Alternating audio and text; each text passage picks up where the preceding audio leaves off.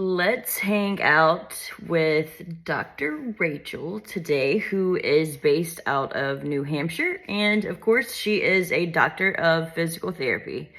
Hey, Rachael. Hello, Claire. Thank you for having me. So, can you tell us a little bit more about you, your background, and your business, and how you got started in physical therapy? Yeah, definitely. So there wasn't any major injury or something that happened that drew me to healthcare or that drew me to physical therapy directly. Um, I remember in undergrad, I was helping a woman rehab her horse, and I ended up going to my advisor at the time and saying how much I enjoyed that and I wish there was a career where I could do that every day. And he pretty much said, yeah, it's called physical therapy. From there, I just did some observation and I was kind of choosing between, okay, do I want to go to PT school or Charles, do I want to go to PT school or do I want to do veterinary school? And I ultimately decided on PT school after a lot more experience.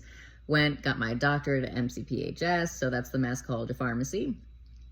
From there, I was in sports medicine clinic, and I got a lot of exposure from that alone with just pro athletes, semi-pro athletes. I also saw a lot of really, really young kids, some complex cases. I had a decent amount of geriatric, and then I was also working in a skilled nursing facility, so I had even more complexities, neurological cases, amputees. I had a lot of variety in treatment early on, which was very helpful. But right away, I knew that I treated differently than a lot of people, and my mind was working differently. I picked that up in school as well, where I really had a hard time not thinking multi-system and not integrating full body multi-system aspects of a human into my treatment. And I ended up creating most of my exercises and treatment strategies. I really didn't have anything that I felt like was similar to me, like a learning system that was similar to me. And I ended up going to a mentor who gave me direction on some other mentors and continuing ed courses that were developed similarly to like how I was thinking. So those people really helped to fill in some gaps for me and put together some puzzle pieces. And I just grew from there. I ended up moving to New Hampshire, working at another outpatient clinic, running clinics for them. I do a lot of marketing and business strategy work as well.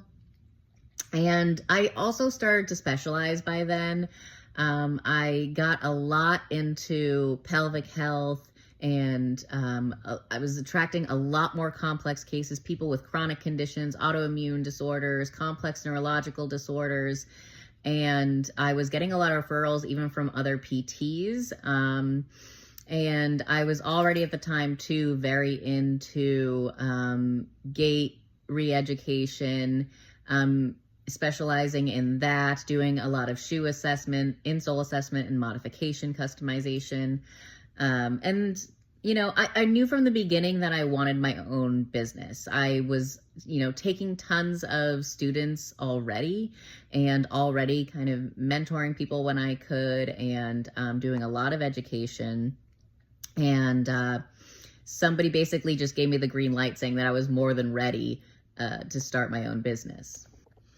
I think too, after a while, there was just a realization where it couldn't just be me, that it had to expand into something greater than me, that I couldn't save everybody. I couldn't be the answer for every single patient or client. And I really wanted to give back to my community, but also other communities that I was passionate about, both the equestrian industry and bodybuilding, because I just saw this lack of understanding, and I wanted to create curiosity in people and expansion in people so they could feel just as fulfilled as I did, and understand that you can really take somebody to the entirety of their ability, so that you could have somebody fully reach their goals and that you weren't getting stuck in these plateaus. And I just wanted it to contribute to something larger than the space that I was able to reach. What inspired you to start your own business, and what has been the most rewarding thing about it so far?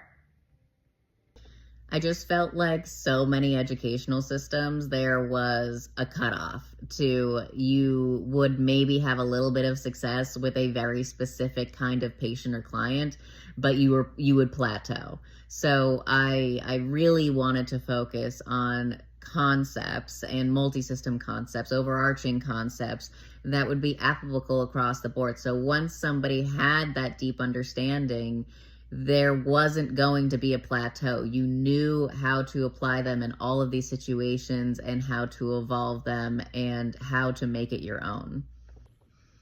I often think about the saying, those who can't do teach, and just how ignorant that is to think about, when it really, for me, came down to the fact that I can do, and I'm good at it, and it's something I'm passionate about, but there is a cap. There's a cap to how much time there is in a day and how much life there is. And there was no option but to expand outside of me and to educate and teach and expand more so others could apply the concepts that I was applying, and more people could be helped and reach their goals. It's like fulfillment times 100. It's one of the most enjoyable things that I do is education. As far as what has been the most rewarding, I would have to say probably all the connections I have been able to make. I just feel so integrated into so many lives, and I feel so integrated into community, whether that's physical therapy as my industry, or I just feel integrated into the world more and more, if that makes sense. There's really just like this massive sense of connection that I get, and it's so fulfilling to be able to heal people and to get people to reach their goals and to give them their life back, give them freedoms back. But then also it's so fulfilling as well to educate people on how to get to experience that with others as well. It's really expansive across the board for me, whether that is education or getting to work with patients and their families. And so I would say that it's really the connection that I get to have with people in the community, as well as how much I get to grow and evolve our industry, and how I get to allow others to expand within this industry and have their own connections with patients and clients. You offer rehab and continuing education courses and coaching and online courses and so much more. Can you tell us a little bit more about all of your offerings and how people can find you? So yes, exactly. I offer a lot of continuing ed options. So some things that I offer are educational courses. I do both in person as well as virtual. And I have a subsection within my business that's just for equestrians. I do plan on also having a subsection for the bodybuilding space, but that's going to be a little bit more of holding clinics and seminars and such in person. I do also offer coaching, mentoring for professionals, and that can be tailored and individualized to them depending on where they need support. I also have some smaller things that I offer, like downloadable digital media. I do in-person shoe assessment and insole assessment, and then I can also customize those things for people. And I do some virtual treatment. I'm very selective about that because I don't have a lot of additional time. So depending on how much time, I offer both in-person and virtual treatment, honestly, but it really depends. A lot of times it's people that live in other countries across state borders, and I find them appropriate to be able to progress virtually, but they're always welcome to come out to me as well if we feel like we want to progress and have a little bit of time hands-on. As far as how you can find me, you could go to drrachaelarbeit.com. I also have social medias. I have TikTok. I have an Instagram. I also have a Facebook. It's just not as active as the other two. And the handle is all the same. It's all Dr. Rachael Arbeit. There's a lot of information on my website, and you could also sign up for a newsletter there where I will give you some introduction more about who I am. It'll give you some insights about courses that are coming up, new releases of digital downloads, and I am also starting a community. So basically, as you take a course, you will be integrated into like kind of a little mini community that I have, but that will be evolving into a much larger separate platform community, and there will be updates on that as well within the newsletter. All right, so tell us, what is one small change that we could all make today and do that would impact our lives forever? Ooh, one thing that would impact people's lives forever, truthfully, is whatever decision you're trying to make, sit with it and choose the one that brings you the most joy. Choose the one that's the most energizing to you, that brings you joy, that gives you a sense of love, that sparks that in you. I truly believe that is the answer to enjoying life, to having a fulfilling life, is pursuing and filling your life with those things that bring you joy, love, peace, that energize you. I truly believe that is the one thing that everybody should be doing. What advice do you have for people dealing with pain, especially the ones who are just waiting it out? Pain is probably one of the most humanizing things that all of us experience at some point in life. And I will say, especially when it comes to waiting, that can come from a lot of aspects. That could be fear, that could be a lack of resources, that could be like a lack of support from providers, not feeling heard. Now, I will always say, reach out for help. And it doesn't matter where you reach out. Of course, physical therapy is an option, and now there's a lot more direct access to physical therapy. But if you have a provider that is not listening to you, don't feel heard, they're not your person, please, please, please keep trying, keep advocating for yourself and finding somebody who's going to listen to you, and find somebody who is going to provide you with the resources you need to start the journey of addressing your pain or whatever you're dealing with. Ask friends, ask family, ask anybody you can around you to see if they have anybody that is a good resource for you. Can you tell us one of the most rewarding client stories that you have had so far? And how did they feel about it? I actually thought about this question for a while because I was like, is there a singular moment?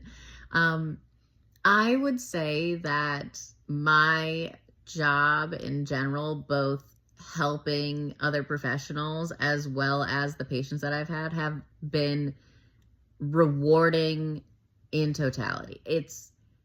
My job is the most rewarding. I feel like my industry is so underrated, but I get to experience that sensation every single day. I am so integrated into people's lives. I am so included in their families and their well-being. I get to help people reach. I got it. I get it. I'm getting it together. I get to help people reach their bag. Give me a minute.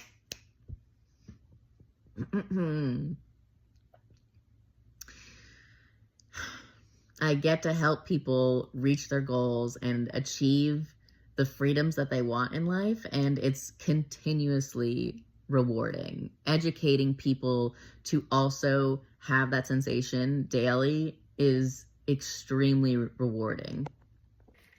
For all of us seat dwellers that sit all day for work, if you could give us just one stretch or exercise and one thing to do to work on weekly, what the heck would it be? I feel like nobody's gonna like this answer.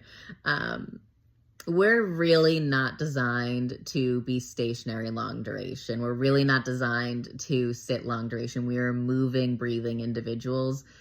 And the best thing that people can do is to move. So I always tell people one of the best things that you can just start to implement right away without anybody knowing what your diagnosis is, your medical history, is to try to get in daily walks, whether that is like 15, 20 minutes a day.